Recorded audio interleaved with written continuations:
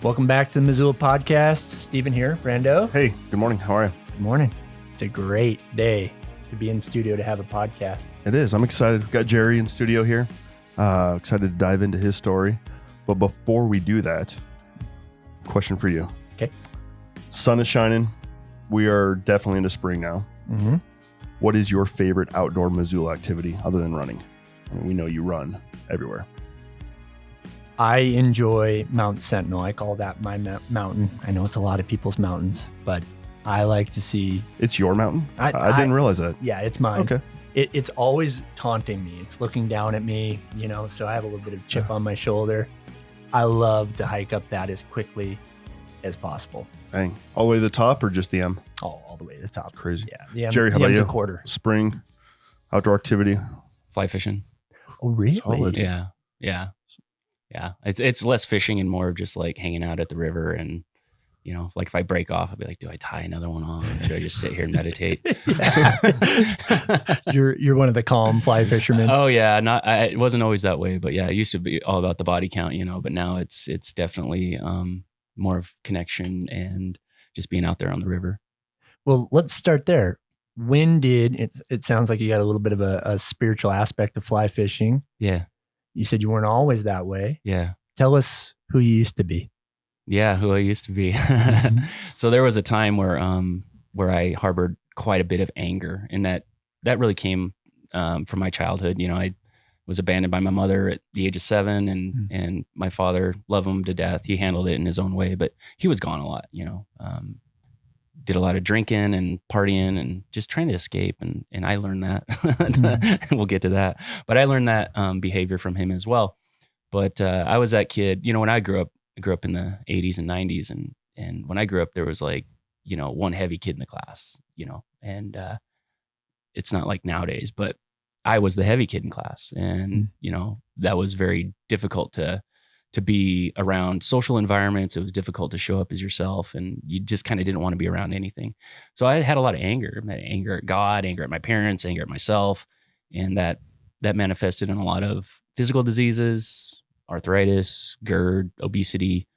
And I carried that into my adult life. And in my adult life, I really thought that finding a job that was going to be financially stable, secure, I didn't have to worry about money, that was going to be it. And once I got that, I'd be happy. At 28, I managed to get my own store at Rosar's here.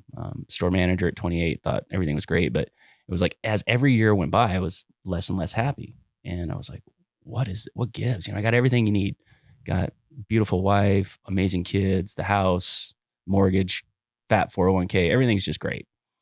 But I was just getting more miserable by the year. And I really realized that, dude, you're not healthy.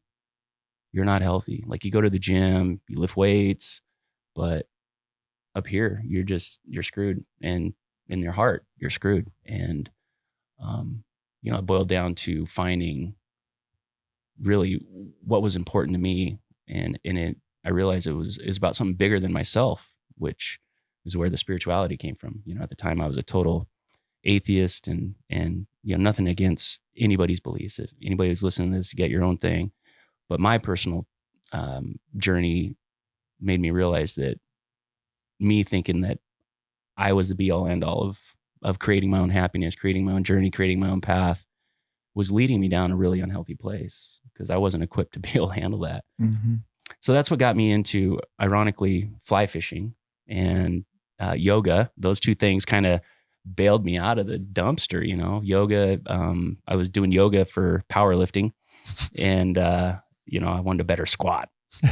And I realized once I started doing yoga, stuff started opening up, and I was like, what is this all about? And I was like, the only time I've really experienced anything like this is out on the river, fly fishing. So I started digging into what's going on with me with this yoga thing, right? And then that led me into meditation. And I was like, oh, I'm meditating on the river. Oh, okay. So yeah, you get mad because you didn't catch any fish. Maybe that's not why you're out here. So to answer your question, that's kind of what led me to where I am now. But where I was before was a guy who thought that drowning your daily problems in alcohol was going to work. Getting mad at other people and blaming other people for your personal situation or how you viewed life was going to work. And it really just took tying into something bigger than myself. And it started out with a river, and the river was what really led me to my spiritual awakening. And really, when you look at a river, what is a river? A river is everything. You know, it's water. Water is the lifeblood of the planet. It's the lifeblood of the human. And it started there for me, and it just kind of extrapolated out to God, really, for me. And so, yeah, it led me into a career change and into what I do now. And yeah, so it got me to the point where I was no longer angry at the world, no longer angry at myself. Still have my days, still have my issues, but it really opened up my eyes and the simplicity of everything, the simplicity of what gets us stuck, and the simplicity of what can get us unstuck. Mm-hmm. That's deep, powerful. You've mentioned a few things in there. 7 years old, abandoned by your mother. Can't even relate. Can't even imagine what that's like, or what life looked like for you. One leading up to that, two on the other side of that for you and your father. So I'm sorry to hear that. Oh, it's all good, man. Where are you originally from? Lewiston, Idaho. Lewiston, Idaho. Yeah. Okay. Yeah. And how did you end up here in Missoula? Yeah. So there was a store manager opening at Rosar's, and I was in Spokane at the time. So I was doing my sentence in Spokane. I don't know if you guys have ever been to Spokane. Nothing against Spokaneites, but it can be rough depending on where you live and what you do. But I think I know that Rosar's, like, it's downtown, right? Just there's one just out. Yeah, so there's several there. Okay. It's headquartered there. Okay. Yeah, it's headquartered there. So yeah, went from the Lewiston location to the Spokane location. I worked on a couple different locations in Spokane, and a spot opened up here, and I thought, oh, this is my ticket. This is my ticket out of misery, and it got me here. And it really was, because I ended up in Missoula, but it wasn't the professional move that was my ticket out of misery. Yeah. The rivers in Missoula. Sure. Yeah, absolutely. So what I got from your story was you came to this head point, or the end of yourself, where you're like, something needs to change. Was there a defining moment? Because most of the time I hear these stories, it's like, I got everything that I thought I wanted, and I'm still miserable. But was there some exact moment where you're like, I got to change things around? Absolutely. Yeah. Yeah. It was clearly a defined moment. Actually, I was every year I had this steelhead fishing trip, and I would go down to Hell's Canyon area down in Washington, near where I grew up in Lewiston, Grand Ronde River specifically. And I was steelhead fishing, and at the time I didn't believe in any higher power, or anything metaphysical or spiritual or anything outside the physical realm. I didn't believe in it. And I'm sitting there and I'm watching my father fish, and I'm just sitting there, and I must have got into some like meditative state, and I got this download, this word suicide. And it was like, whoa, what was that? It scared me. Like, it knocked all the energy out of my body. I wasn't thinking of self-harm or anything like that. Thought about harming a lot of other people, but not myself. So I was like, what is that? And it just blank. And then again, whoa, what is that? And then I immediately went to, oh my gosh, am I getting like some sort of like download from what's going on with my dad? Is my dad thinking about hurting himself, And I was like, you don't believe in that. So anyway, that kind of played itself out, just kind of went away. And then fast forward, I don't know, a year later or so, I was actually in a deep meditation, and it just hit me. I was like, oh yeah, I gotta get down to that. So I asked my soul, like, what was that? What was that word, that event? What was that all about? And I got an instant reply. It was, you needed to kill the current version of yourself. And so in that time, from the time that happened to when I got the answer, I can't tell you. I mean, we probably need another 2-hour podcast to all the stuff that changed in my life inside and out. And at that point, I was literally a completely different person, mind, body, and soul. What was it that made the change? I mean, was it an instant overnight just change was made, or did you have to start putting in some work and taking some steps, striving to be this new version? Yeah, good question. Great question. And so basically, when we are being led by what our intellectual mind believes we need, one might call that the ego. When we're being led by the ego, we're being led by what we're scared of. We're being led by what we believe our image needs to be. And we get really off track. And I guess to answer your question succinctly, I really just stopped doing that. I started following my inner guidance system, started following my heart, my soul. And that led me into, more yoga, more meditation, more God, and really just not being afraid to ask my inner guide, what is it we need to do? What's the next step? What's the next step? What's the next step? And you can call it work because you got to take steps, you got to take action, you got to climb hills, but it feels like a lot less work than chasing around what your mental, intellectual self believes is the answer, because it's often wrong. This might be the next step in your mind might be something that'd be good for, let's say, a financial legacy, or where do we plan our next vacation? Something like that. Like that might serve you intellectually, but your next step for personal growth might be in a completely different direction. It might be literally like your best friend isn't good for you. Your best friend is using you or manipulating you. And you might know that deep down, but you're afraid to go there. So you keep hanging out with your best friend. I can't quit drinking IPAs because I'm this person I hang out with. I can't quit. If you're doing hard drugs or something like that. I can't quit doing hard drugs because of the crowd I'm in. And it really might take just separating from a lot of things that are no good for you. And that's where I guess people would call work. But if they're coming to that conclusion from their mind, then it does feel like work. What were some of the big life changes you made during that season, during that year? Yeah. So obviously I quit drinking. I was a really heavy drinker there for a while. And I started, ironically enough, I started sharing the holistic health that I had been introduced to. Started sharing that with my staff at work. And it was really outside the box. It was really unconventional. Things like, let's say you're down a couple shifts in the deli department and someone calls in sick. Well, typical protocol across the board is always we'll call someone in on their day off. And my deli manager would come up and say, well, so-and-so called in sick. Should we call such and such? No. What? No. Are the customers going to know if you're down 2 people or 1 person or 2 people or 3 people? Like, are they really going to know the difference? But if we call that person in on their day off, you might burn them out just enough for them to quit or for them to call in sick next week. Sure. So started applying this holistic integral view to things in the store. That was one of the biggest changes made. And then I enrolled in the Czech Institute, the Czech Institute, which is where I got my education for my health coaching, kinesiology coaching. And that was huge because I was making great money at Rosar's. And my wife even said, she's like, what are you going to do with this crap? And I was like, I don't know, but I can't say no. Huh. My mind didn't know what I was doing, but my heart just said, this is where you need to go. And fast forward 4 years later, and I'm so glad I did that because I was confronted with a lot of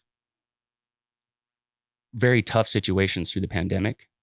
As you know, the pandemic was tough on a lot of people, and it was so polarizing and so divisive. And we were asked to do a lot of things at the corporate level that we'd never really been asked to do before. Now you had to look at like certain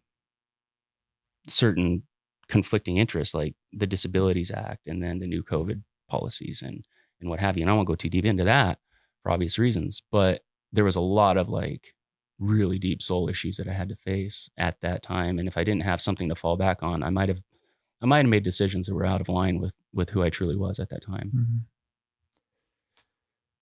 So you had to make some pretty wild life changes, and obviously it started to affect your work. Was good. You instituted into your work and your lifestyle. What were some of those changes you saw in your personal relationships with your wife, with your kids, with your friends? How did that manifest itself out? Yeah, I guess probably the number one thing is one of the most simple things that we lack in any of our areas that are falling short, whether it be in our professional life or personal life, and communication was probably the number one thing.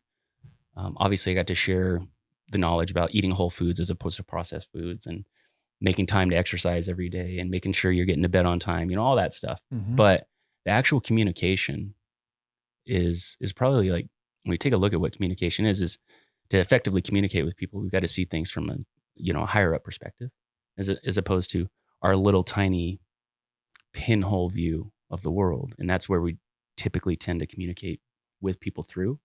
It's about our needs, what I need right now. And of course, in communication, we've got to communicate our needs, but we've got to tie into what your need is as well, and your need. And am I big enough to either accommodate that or not, and tell you why I can't, or to put my own needs aside and be able to help you accommodate yours.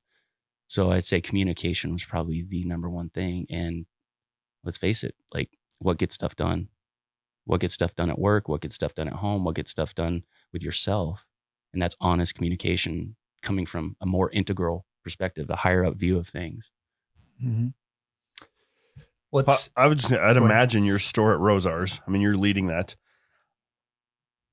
And I assume in the corporate Rosars, there's performance reviews and corporates looking at Jerry and looking at Jerry's store. How did your team perform during that based on this new style of leadership that was kind of outside the box to what Rosars corporate was, Yeah, that's a great question that, and that's something I'm really, really proud of. I'm not proud of a lot in my retail career, to be honest with you. Because it's just, it's not, there's nothing against retail management or anything like that. In fact, it can help an individual grow a lot, but there's only so much you can impact you can make on the world as a retail manager. Mm-hmm. And you can make a big impact on your staff and make a big impact on your community. Sure. But my visions were bigger than that. And so this store, prior to 2007, the store has been around for 40 years, 45. I think the store was built literally like 15 days after I was born or something like that. So, but that store had been like the number one profit store, I believe, one time, if that. Might have been 0 times, and typically hovered around 4 or 5 in profit. And in 15 years, we hit the top profit store 3 times, and we were always in the top 3. And then the Bozeman store came in, opened up, and just killed us. But but so I was really proud of that. Your store that's been operating in the same community for, at the time, 30 years. Yeah. And then eventually over 40 years. And not much had changed. I had a remodel back in 2002 or something like that. And same community, basically the same community. Missoula hadn't changed a whole lot. And so really you got to attribute that to the people in the store, not me, the people in the store. So what changed? I believe that, well, first of all, we had way less turnover in our leadership ranks. That started to really change. We had a couple of retirements and whatnot, but our leaders started staying around. And one benefit that I had, I guess, as their leader was part of my development to get to store manager was going through multiple departments. So I had to run multiple departments. I got to run multiple departments, including like service departments, production departments, departments of 40 people, departments of 2 people, departments of 15 people. So I really got the advantage of seeing it from all perspectives, where departments where it's all about merchandising, selling, top line, clearing inventory, turning your inventory, and then others where it's really about maximizing your margins, your gross margins, and pretty high margins. But one slip, one bad decision, one bad purchasing decision can knock your margins down 4 or 5 points. And then departments that literally have no margin to them whatsoever. It's all about service. Your product is people. So I really had that I guess advantage of insight to help them. And I would say the one impact I could legitimately say that I made as a leader that helped them with that was nothing's a big deal. Nothing is a really big deal. And to be able to say, look, I know your supervisor at corporate called you and made a really big deal out of this, but is it? When you go home tonight, is your dog still going to lick your face? When you go home tonight, is your husband still going to love you? Is your wife still going to love you? It's not a big deal. It's not a big deal. So I would say just opening things up for people to just be themselves. And ironically, that ties over to our personal life as well. If you can show up authentically and not worry about what other people think of you, not worry about the pressures that other people are putting on you, while still being able to consider their perspective, consider what their wants and needs are, and see what you can do about accommodating that, while not sacrificing who you truly are. It's amazing. That's a good spot to get into our burning questions, and then we'll get back to what you're doing more now. Okay, let's start off with an easy one. What's your zip code? 803. Ooh, that's the best zip code in like all of Missoula. Hey, neighbor. Are you up there? I am up there. All right, we'll have to hook up. We will. Barbecue. Let's do it. As long as it's whole foods. Oh, well, yeah, damn food. right. Was there ever any intention? Like, I guess you're working at a store that sells profits off processed foods while you're talking about to your team about this holistic approach. Was there ever any conflict inside of you? Like, absolutely. Absolutely. Core values tie into everything you do. Yeah, they tie into everything you do. And, when you're participating in some sort of display contest to sell, nothing against these brands, but Coors Light and Frito-Lay,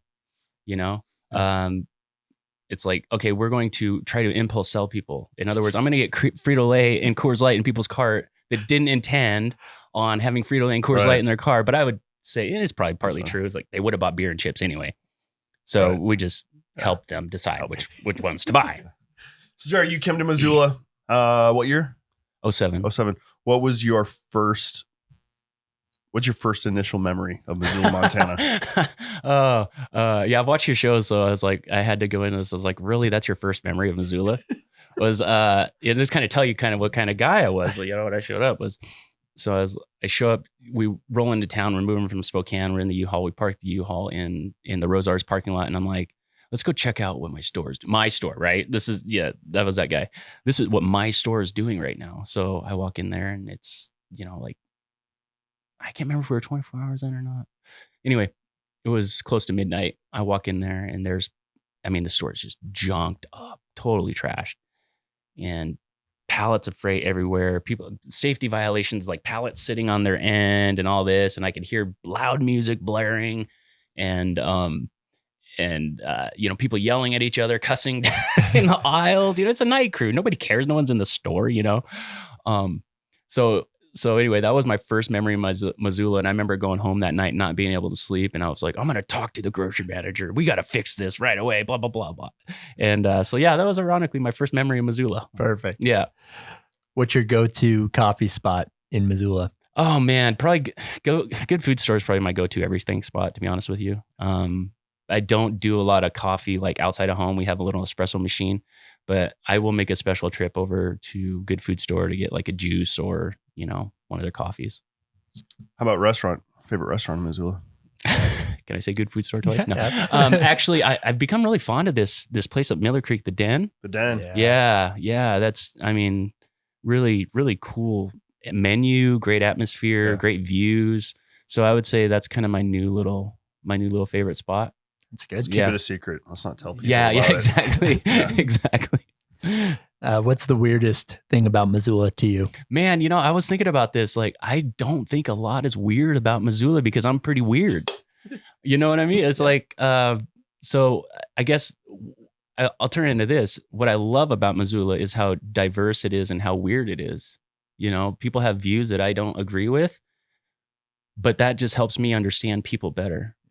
They feel this way for a reason. They're this passionate about this particular, whether it's a social issue or political issue or what have you. They're very passionate about it. So what's that telling about this person? So I would say what I love about Missoula is the weirdness of Missoula because it helps me understand the parts of myself I don't understand very well. Well said. Yeah. Well said. Last question for you. Is there a particular book that you've read that has made a huge impact on your life and shaped Jerry into who you are today? Oh gosh, so many. I would say probably like the deepest book that just blew my mind and really changed how I saw the world was Carl Jung's Red Book, the Reader's Edition. Let's see some more. I really love. I love Personality Types. It's Enneagram Personality Types by Don Riso and Riso Hudson. Riso Hudson. That's another one. And I'll give you a few. And let's see, what's another one that was on my oh my gosh list? Gene Keys, and I forget the author, but Gene Keys is a really mind blowing one too. And obviously the Bible is like a great book. Enneagram wise, what are you? I'm a type 8. Okay. You 7 wing. How about you? 3. You're a 3. I'm a 3. Okay. All right.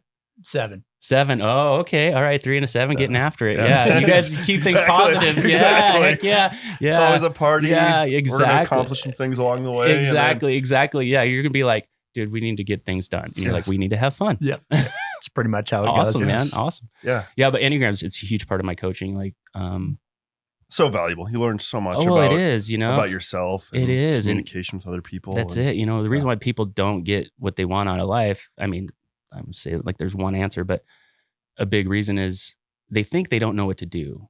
And that's not it. It's not that you don't know what to do. It's that you don't understand how to take your current worldview, your current habits, your current situation, and integrate what you want to accomplish into that.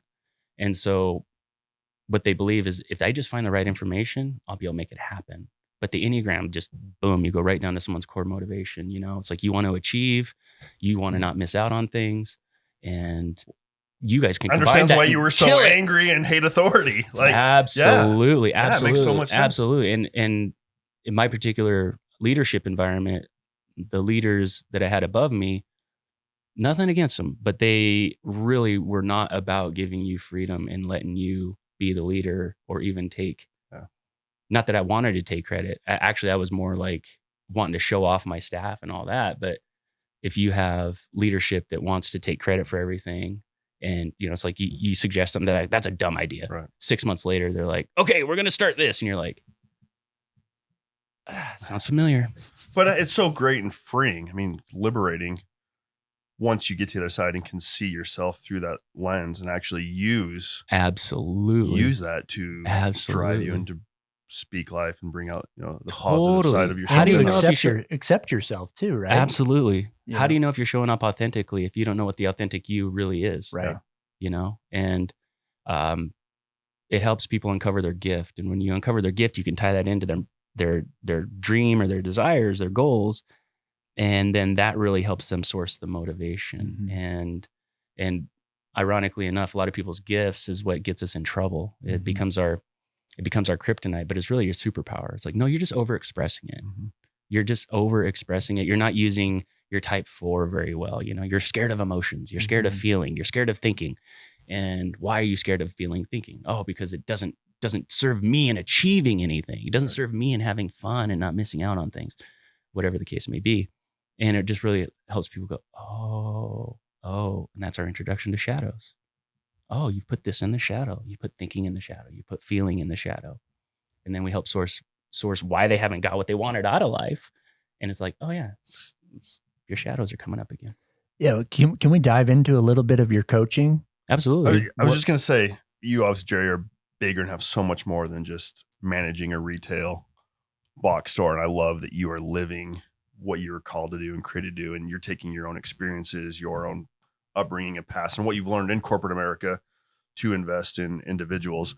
And I'd love to just hear more what you're doing, what this coaching program looks like, the impact you're making. I mean, it's exactly where Steven was going. Yeah. So I guess you would call it wholeness coaching. Holistic. For some people, I'm a weight loss coach. For some people, it's a bit of life coaching in it. And for some people, I'm the guy that helps them with their mobility and get rid of their back pain so they can do their jujitsu or their MMA. But it's wholeness. You jujitsu? Jujitsu right there. Yeah. That does not surprise me. Yeah. Heck yeah. It's like the introvert that wants to wring people's necks. Yeah. Pretty much. Enneagram, he's a jujitsu. He's a jujitsu? Yeah, Enneagram, I'm jujitsu. Got a closet 8 in there. Wants to tear people's heads off. What are you back to the Enneagram? Nick? No. You don't know? I don't remember. 9 maybe. Just wants to strangle people. Yeah, he'll strangle people. And then hug him when he's done. Yeah.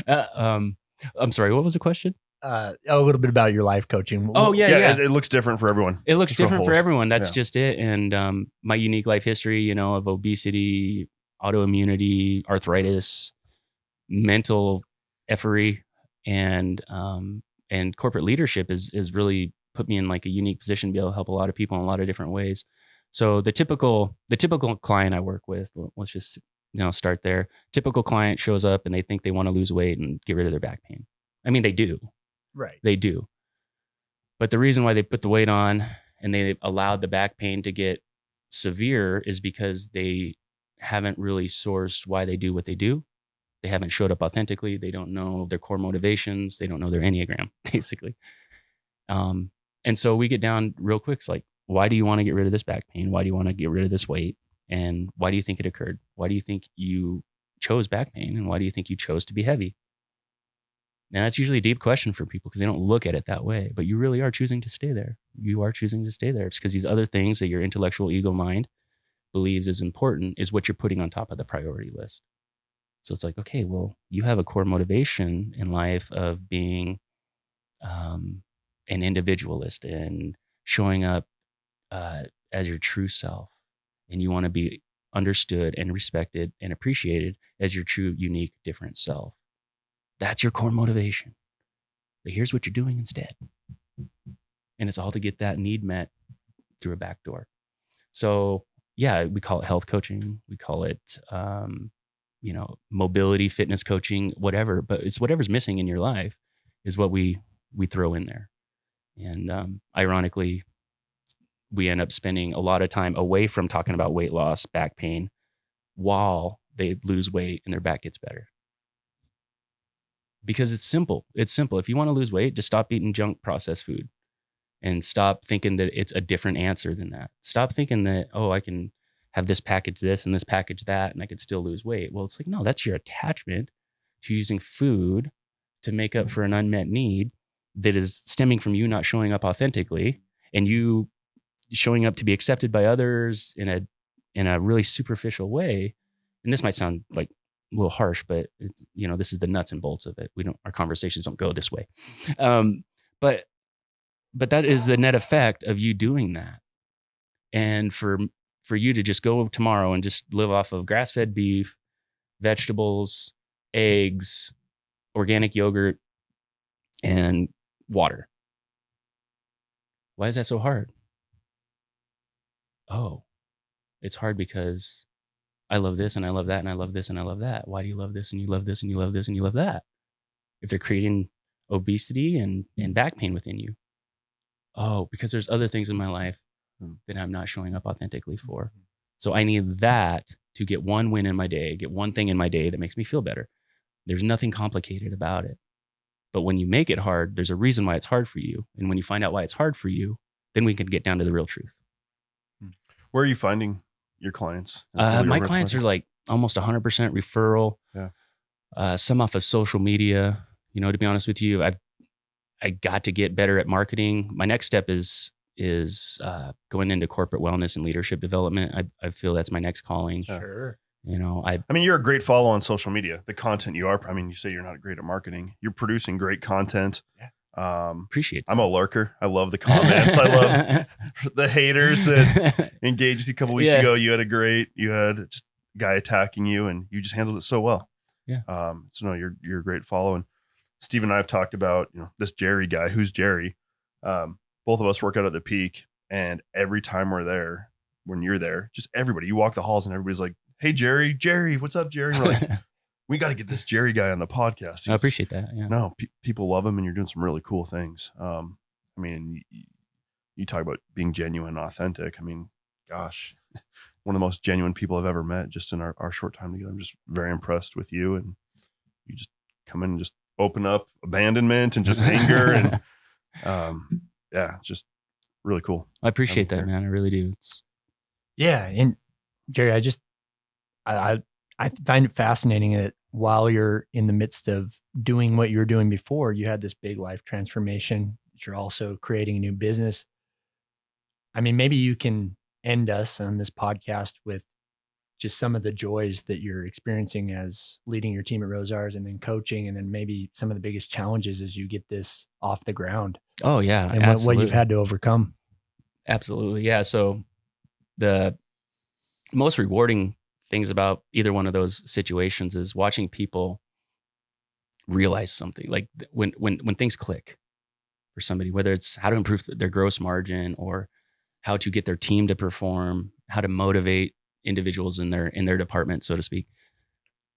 When they figure it out, now they've got it. They don't have to learn that ever again. They might fall off track and have to go back to it, but now they've got it. So I would say, and then in the coaching world, it's the same thing. It's the same thing. When someone realizes why they've created their back pain, why they've created this rumination pattern of self-doubt or finding the negative in every situation, once they realize the simplicity of how to trace it back and how to dismantle it and ultimately dissolve the energy that it creates, when that clicks, there's nothing more for type 8 powerful than that. Yeah. There's nothing more rewarding than that. And the challenges obviously are the world of health, fitness, personal development, self-improvement, whatever you want to call it. It is so saturated. It is so saturated, especially since COVID. Right. Everybody's an online coach. Everybody's a multi-level marketer. Everybody's got a side hustle and so you're competing with people that have a side hustle, but might be really, really good at niching. And I cannot niche. I will not niche. And just as a personal development thing, it's like, if you overly niche into something, then that shows an attachment to an identity that isn't you. And so if I show up, I'm the back pain guy. No, I'm not. I'm lying to you in my content. I'm the weight loss guy. No, I'm not. I'm lying to you in my content. So you're competing against the people that have no problem doing that. And I'm not saying it's a bad thing for them to do that. If that's what their expertise is and that's what they're comfortable doing, then they shouldn't talk about other things. Sure. But the public has been trained, goes back to the Flexner report of 1910. Google that, you guys. And how we got into this allopathic symptoms management approach, and where science is God, authority comes in, letters after your name, and you shouldn't listen to people unless they have letters after their name. That started over 100 years ago. And you still battle that mentality, even when people are getting away from using the medical model first and foremost for all of their issues. You still battle that because they still have the allopathic mindset, this for that, symptoms management. And so when someone's like, I want to get a more natural weight loss program, so I'm going to go to this guy that only talks about weight loss, So that's what I battle. And so I'd say that's probably the number one challenge, and anytime I've had people approach me about marketing help or coaching, branding, message help, all that, it's all about pulling me away from who I truly am and what I truly do into, you've got to find a niche. You've got to find a niche. It's like, man, I think my niche is not having one. It's just helping people. I can't. Yeah, because yeah. I mean, if you show up and you just I don't care about weight loss or back pain, but I just struggle getting to the next step of my development. I would never be able to help you. Oh. Anything that we missed today that you want to share with the good people in Missoula and beyond? No, I would say I would pitch this out there. If you are a business owner or a leader in an organization and you realize the value of health and understanding how to motivate people at the individual level to get your team to perform, but you haven't found a good system of approach, look me up, because that is my next step. That is my next love. That is really what I'm working hard on developing right now.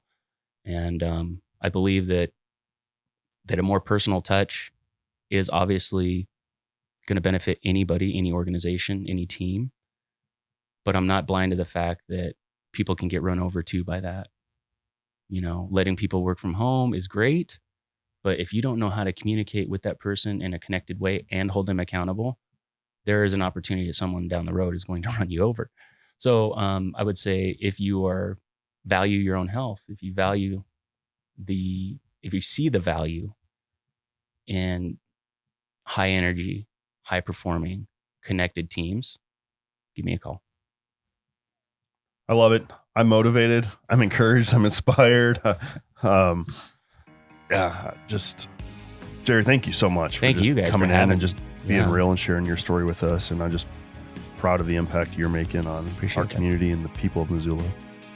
Appreciate you being here. Thanks, Jerry. Thank you. Have a good day. Thanks, guys. You too. What's up, Missoula? This is Nick Balla, producer of the Missoula Podcast.